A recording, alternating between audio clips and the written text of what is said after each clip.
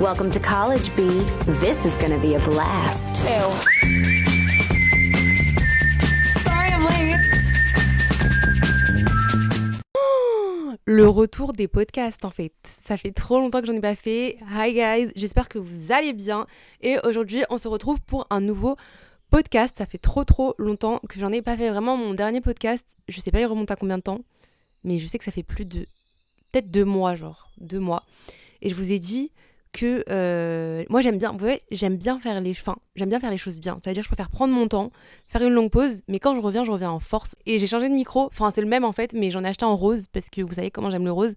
Et il est pas trop beau les gars. Je vais vous faire plein d'updates, je vais vous raconter plein de choses par rapport à mes vacances en Corée. Est-ce que c'était des vacances? Qu'est-ce que je suis partie faire? Comment? Pourquoi? Avec qui? Parce qu'en fait je vous ai un peu balancé tout sur mes réseaux.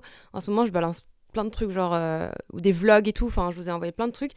Mais je vous ai pas vraiment expliqué, il y a plein de choses que j'aimerais vous raconter, je vais vous faire mes feedbacks et tout par rapport à plein de choses. Franchement, ce podcast, ça va vraiment être un update de mon mindset, comment j'ai fait pour surmonter pas mal de choses, comment j'ai fait pour réussir pas mal de choses ces derniers temps.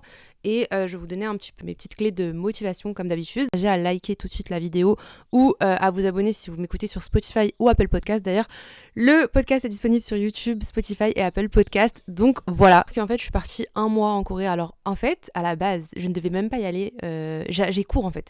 Pour ceux qui ne me connaissent pas, je suis en alternance. Donc je suis en entreprise en début de semaine et à l'école le jeudi et le vendredi. Et en fait, ça s'est hyper mal passé avec mon alternance. Vous savez, je travaillais dans un restaurant. Et ça s'est hyper mal passé. Ils sont archi pas professionnels et tout. Donc moi, ça m'a pas plu. Donc j'ai préféré quitter de moi-même. Parce que vraiment, ça se passait mal. En fait, on me manquait de respect et tout. Vous voyez, quand on te traite comme un alternant. Vous voyez, en mode genre, ouais, t'es un alternant. Donc t'es la boniche du truc. Genre, bah, c'était vraiment ça. En mode, ouais, bah, si t'as le temps, fais ça. On te balance des trucs. On te parle mal, on te truc et tout. Et moi, je supporte pas. Pour moi, je travaille. Je mérite un minimum de respect. Même si je suis serveuse, même si je suis femme de ménage, tu mérites un respect comme tout le monde, tu vois. Et du coup, bah, j'ai pas supporté. Donc, j'ai quitté mon alternance. Franchement, j'ai pris du temps à quitter mon alternance parce que fallait que je réfléchisse bien à ma décision. Vu qu'il y avait plein de choses qui rentraient en compte. Genre, si je quitte mon alternance, faut peut-être que j'en trouve une autre. Et c'est hyper dur de trouver une alternance en milieu d'année. Et du coup, bah, mon école, ça sera mort parce que mon école elle coûte 10 000 € par an et j'ai archi pas les moyens de me la payer. C'est pour ça que j'étais en alternance en fait. Ça veut dire que si je trouve pas d'autre alternance, je suis un peu virée de l'école. Un peu virée, quoi. Donc, c'était super compliqué. Mais franchement, ce que je vous conseille de faire, et ce que j'ai fait, c'est que je mets toujours ma santé mentale avant tout, genre. Avant, quand je travaillais à Zara, quand j'étais vendeuse et tout, genre, je faisais passer tout le temps le contexte au-dessus de moi, ce que je ressentais et de comment j'étais. Et l'année dernière, j'ai fait la même chose quand j'étais en dernière année de licence Histoire. Je voulais tellement avoir la licence et tout, et genre, tout le monde me mettait un peu la pression dans tous les sens que j'étais en mode... J'ai fait passer toutes les envies et les rêves, entre guillemets, ou les besoins de tout le monde, en fait, avant moi et ma santé mentale. Genre moi, ce que je voulais, moi, ce qui me faisait plaisir, moi, est-ce que ça me rend heureuse, est-ce que je me sens bien, est-ce que j'ai vraiment envie de faire ça, en fait, tu vois. Et en fait, j'ai grave laissé les gens décider de ce que je voulais, et ça, je me suis dit, mais plus jamais. Ça veut dire que je préfère quitter, perdre mon école, perdre mon année, et je sais que je la perdrai pas dans tous les cas. Moi, je sais que je suis une fille qui aime pas rien faire, donc je trouverai toujours un moyen de faire des choses et de faire cette année une année quand même productive malgré tout, tu vois. Faites passer votre santé mentale avant tout, les gars. Laissez jamais les gens avoir vous manquer de respect, en fait, même si c'est votre patron, même si votre travail qui en dépend ou votre argent, je sais pas quoi. Moi, franchement, mon seul revenu, c'était mon alternance. Bon, après, j'ai du revenu un peu des réseaux à côté. Mais vous avez pu le remarquer, j'ai un peu diminué... Bon, ça, c'est un autre truc, je vais vous raconter après. Je me perds un peu, ça fait longtemps que j'ai pas fait de podcast, donc sorry, j'ai plein de choses à dire. Mais voilà. Donc, j'ai fait passer ma santé mentale avant. Franchement, je me suis dit, quitte à vivre, autant vivre heureux, en fait. Je peux pas, genre, me forcer comme ça, genre, laisser quelqu'un mal me parler, me manquer de respect. Il m'a traité d'égoïste et tout. Je me suis dit, non, mais c'est une dinguerie, en fait. Enfin, je peux pas, en fait. Vraiment, je ne peux pas. C'est pas parce que je suis moi, genre, mais aucune personne ne doit accepter ça. Je suis désolée. Donc je suis partie, enfin je lui ai dit. Et le pire c'est que moi je suis tellement polie, genre j'arrive pas à être méchante et j'arrive pas à manquer de respect et tout. Ça veut dire que je suis carrément partie au travail et tout. Et j'ai dit ouais, bah en fait c'était juste pour prévenir que j'aimerais bientôt partir et tout. Genre j'ai même pas été méchante, j'ai même pas crié, je me suis même pas plaint quoi. J'ai vraiment dit les trucs genre tranquillement et tout. Genre j'avais réfléchi depuis longtemps que j'avais envie de quitter le travail, tu vois, mais j'osais pas trop le faire et tout. Et ce jour-là, bah, je devais aller travailler, je commençais tôt et tout, je suis partie le matin au travail. Et je me suis dit, vas-y, je veux parler au patron et tout. Et je vais lui dire que voilà, j'ai un peu envie d'arrêter, tout ça. Enfin, je vais lui en parler et je me suis dit, au pire, je lui dis que j'ai envie d'arrêter, mais je lui laisse le temps de process le truc et tout, s'il veut trouver quelqu'un d'autre. Du coup, je suis partie et tout, donc je lui dis, ouais, voilà, j'aimerais bien. Et en plus, tellement j'avais peur de le dire, vous savez, j'ai fait quoi? Je suis une grosse mytho et j'ai dit que j'allais arrêter l'école complètement, genre. Comme ça, il m'en veut pas, genre. Je me dis, au moins, il va croire que j'arrête tout, quoi, que c'est pas contre son travail. Donc, j'ai dit, ouais, voilà, je vais arrêter l'école, tout ça. Donc, ça entraîne que forcément, je vais arrêter l'alternance, malheureusement. Et en plus, c'est le droit de tout le monde de vouloir arrêter de travailler. Enfin, genre, pour n'importe quelle raison, en vrai, on n'a pas à se justifier, quoi. Si t'as envie d'arrêter de travailler, t'as tes raisons personnelles, tu vois. Et après que je lui ai dit ça, genre, il a pété un câble. Comme si, genre, moi, j'avais fondé l'entreprise avec eux, quoi. Mais je m'en fous. Je faisais de la promo de son restaurant. Et ceux qui me suivent, vous savez, surtout sur TikTok, je faisais grave la promo de son restaurant, genre, partout, sur mes propres réseaux. Mais bref, du coup, je suis partie de ce travail et ma santé mentale m'a remerciée. Franchement, je me suis sentie grave bien. Vous voyez, quand vous quittez un travail, là, que vous détestiez, avant, je mettais tellement pas ma santé mentale en avant que je m'étais vraiment laissée écraser. Genre, il m'a fallu vraiment du temps pour démissionner de chez Zara, je me rappelle. Genre, ça m'a pris des mois et des mois et des mois. Mais il a fallu vraiment que je sois au bout du bout pour dire quelque chose, quoi. Du coup, voilà, j'ai quitté mon alternance. Et là, du coup, je me retrouve sans alternance, sans rien du tout. Enfin, juste mon école, mais mon école, elle me laisse 3 mois pour trouver notre alternance, sinon elle me dégage, ou sinon je paye 10 000 euros. Mais j'avais pas 10 000 euros, donc je me suis dit, ok, je fais quoi? Et comme je suis vraiment une personne hyper responsable, et hyper, vraiment, je réfléchis à chaque chose que je fais dans la vie. Je suis partie en Corée. J'en fais plus. Vraiment, en fait, genre vraiment, je me suis dit, mais Nour, fuck it. En fait, vu que j'avais plus mon entreprise, j'avais le lundi, le mardi et le mercredi de libre. Et le jeudi et vendredi, pendant 2 semaines, on était en distanciel à l'école. Donc en vrai, j'avais 2 semaines de vide. Je me suis dit, attends, donc là, j'ai 2 semaines de libre et je vais rester pourrir ici alors que j'ai fait une dépression. Je peux pas, genre. Et là, de moi-même, j'aurais jamais pris mon billet pour la Corée parce que moi, je suis une meuf qui réfléchit de fou. Et surtout que j'avais pas mon alternance, c'est un gros risque quand même que j'ai pris de partir, tu vois. Donc, j'étais quand même en train de me tâter, mais je me suis dit, au pire, peut-être partir un peu à Cannes, dans le sud de la France, je suis pas trop loin, tu vois. Je suis là, quoi. Je suis pas loin. Et là, ma cousine Cyrine, donc que vous connaissez maintenant, qui était un peu sur tous mes vlogs de la Corée, ma cousine Cyrine, elle habite à Cannes, du coup, elle m'appelle et elle me dit, Nour, viens, on prend notre billet maintenant. Parce qu'elle, depuis, en fait, elle est déjà partie vivre en Corée pendant 4 mois et elle avait envie de repartir cette année. Voilà. Et en fait, elle aurait bien aimé qu'on y aille ensemble pour qu'on soit toutes les cousines ensemble parce que ça faisait hyper longtemps qu'on s'était pas vues toutes ensemble. Donc, elle me dit, prends ton billet et tout. Genre, vraiment, prends ton billet maintenant et tout. Viens, on réfléchit pas, on prend notre billet, on parle. Et là, ça m'a grave chauffée parce que j'étais, vous voyez, quand vous êtes dans le mood, déjà, j'ai plus de trucs. Je viens de quitter mon taf, j'ai rien à faire, j'ai grave du temps libre. J'étais en mode, est-ce que je choisis la raison et je reste et je cherche une nouvelle alternance? Ou est-ce que je suis delusional et je pars? Et j'ai choisi bien sûr d'être delulu, j'ai choisi d'être delusional. Et là, sur un coup de tête, on a pris le billet. Et je venais de recevoir ma paye en plus, alors j'étais bing, je me suis dit, alors là, avec l'argent de ce restaurant de merde, au moins je vais aller en vacances. Parce qu'en fait, c'est hyper dur d'avoir toujours les mêmes temps libres. Genre, moi et mes cousines, on a tous des vies et des tafs et des trucs différents. Il y en a une, elle est en cours, l'une, elle est là, lui, elle est là. Bref. Du coup, on n'avait jamais le temps de partir en vacances tous ensemble. Là, c'était vraiment genre le moment parfait. Enfin, pas du tout, mais en fait, voilà quoi, vous avez compris. Coucou. Tu veux dire un truc, Chacha? Miam. J'ai tellement attendu ce moment-là, c'était jamais le the right time. Et c'est là que je me suis dit, et je vais vous donner ce conseil aussi, c'est que ça sera jamais le bon moment. En fait, si vous attendez, il y aura jamais genre le bon moment. En fait, il y a jamais le bon moment. Faut jamais attendre, genre que ça soit pour un projet, pour un voyage, pour n'importe quoi, je sais pas, n'importe quoi.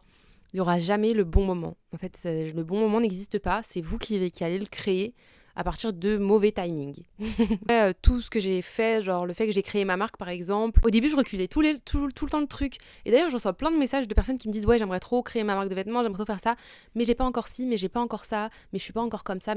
Il n'y a pas de bon moment, faut arrêter d'attendre il y aura jamais ce truc là en fait. Genre vraiment n'attendez pas un truc magique, en fait, c'est à vous de créer la chose, tu vois. Il n'y avait pas de bon moment, il n'y avait pas de déclic, il n'y avait pas d'argent qui est tombé du ciel, ou j'utilise mon argent et je dépense dans des vêtements tous les jours, ou j'investis quelque part, ou je fais ça. Enfin bref, c'est à toi de créer ton moment. Franchement, de pas réfléchir, des fois, je pense que c'est la meilleure des solutions. Donc, je vous conseille d'être delusional.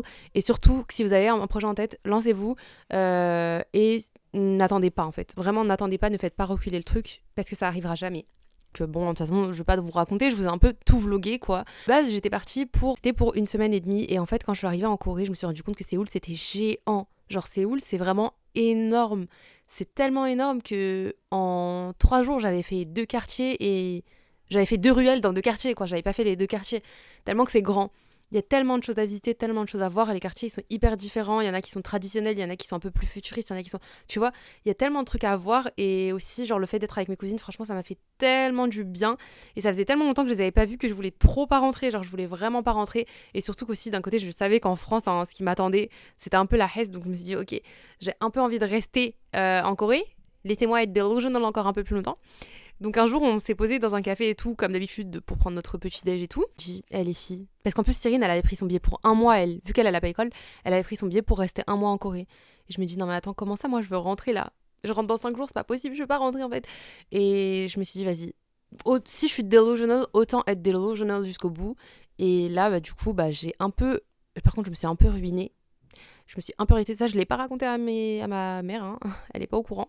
Mais en fait, pour mon billet, pour le modifier, c'est comme si tu payais un autre billet en fait. Genre j'ai payé, changer le billet, c'était genre 500 euros, 500 et quelques euros. Donc en gros, c'est comme si j'avais payé 2 billets. Et du coup, bah, je suis restée 1 mois en fait. Je suis rentrée quelques jours avant Cyril. Ah, encore une fois, c'est la meilleure décision de ma vie et je regrette archi pas d'avoir fait ça. Même si jusqu'à maintenant, hein, on me prélève tous les mois parce que j'ai pris un paiement plusieurs fois. Vraiment, it was worth it. Genre vraiment, ça valait le coup. Je vais vous raconter, mais ce voyage, il m'a apporté tellement de choses. Genre, in my healing era, vraiment.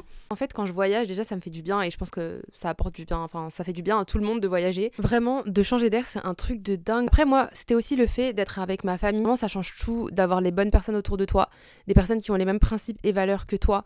Moi, je sais qu'avec l'influence, et je vous avais déjà raconté ça dans mes anciens podcasts, mais j'ai traîné avec des personnes qui me ressemblaient pas, que ça soit dans les mentalités, et je les critique archi pas. Hein. Vraiment, je ne critique personne.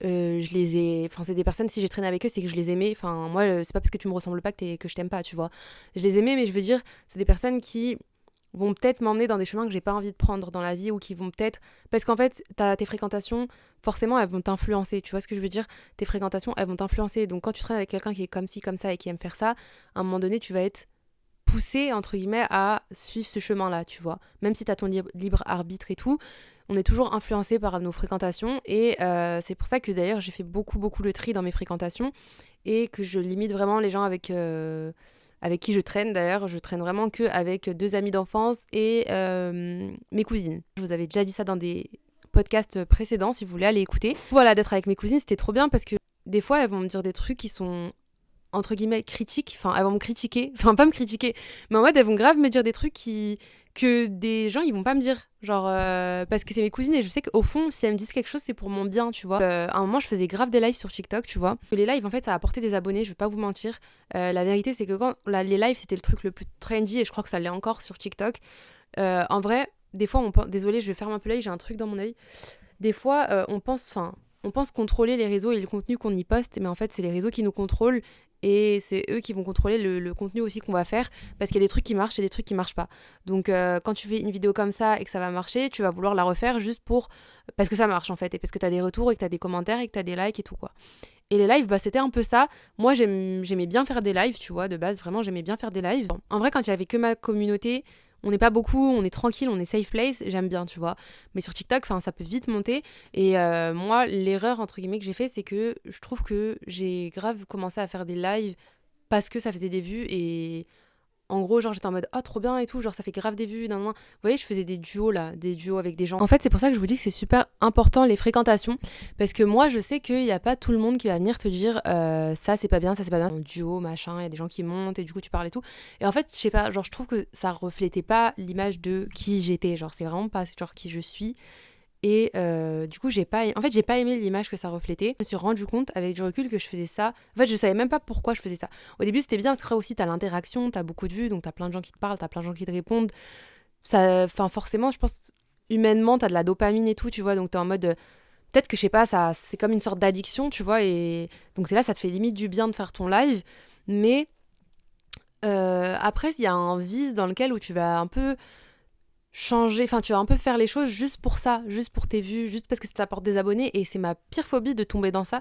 Vous savez, moi j'ai toujours voulu faire du contenu authentique, genre si vous regardez mes vidéos c'est toujours moi, genre vraiment moi, et il y a des vidéos qui font moins de vues que d'autres et je m'en fous, genre c'est parce que, enfin je préfère avoir moins de vues mais que ce soit des vraies vues, des gens qui me regardent parce qu'on a la même vibe, parce qu'on pense les mêmes choses, parce qu'on se ressemble, parce qu'ils se retrouvent en moi ou parce que je les aide dans un certain sens, je sais pas, mais voilà, genre je préfère, enfin... Vraiment, pour moi, les valeurs et les principes et les valeurs, c'est la chose la plus importante dans ma vie. Et c'est quelque chose qui est hyper dur à garder quand t'es sur les réseaux sociaux, la vérité. Et tout ça, ça s'est passé quand j'étais en Corée. Hein. En fait, vu que j'étais un peu déconnectée et mes cousines, elles m'ont dit, tu vas... Ouais, en fait, c'est ça que mes cousines, elles m'ont dit, tu vas arrêter de filmer et tout. Déjà, dites-vous que les vlogs que j'ai filmés, regardez, je suis restée un mois, j'ai filmé genre 6 vlogs. Hein. Et donc, ça veut dire 6 jours sur 30, quoi, tu vois. Et les moments où j'ai vlogué et tout, genre... c'était un peu forcé quoi parce que mes cousines genre elles étaient en mode arrête genre arrête de vlogger, arrête de faire des vidéos, lâche un peu ton téléphone, lâche un truc parce qu'elles se sont rendues compte enfin que j'étais devenue un peu genre matrixée des réseaux, genre j'étais que sur mon téléphone ou si je vivais un beau truc bah je voulais absolument le montrer.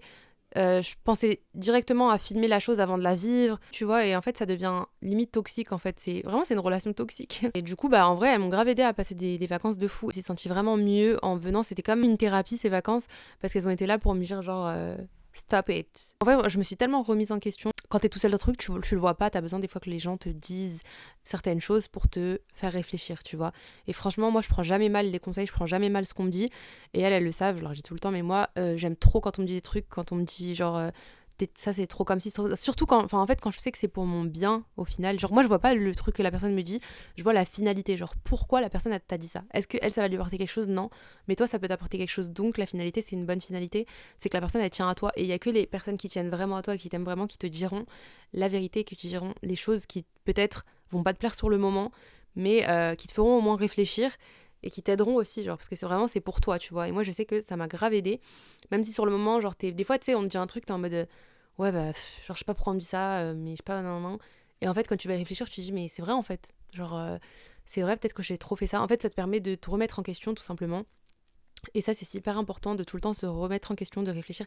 Est-ce que je fais bien les choses? Est-ce que j'aime bien ce que je fais? Est-ce que je le fais bien?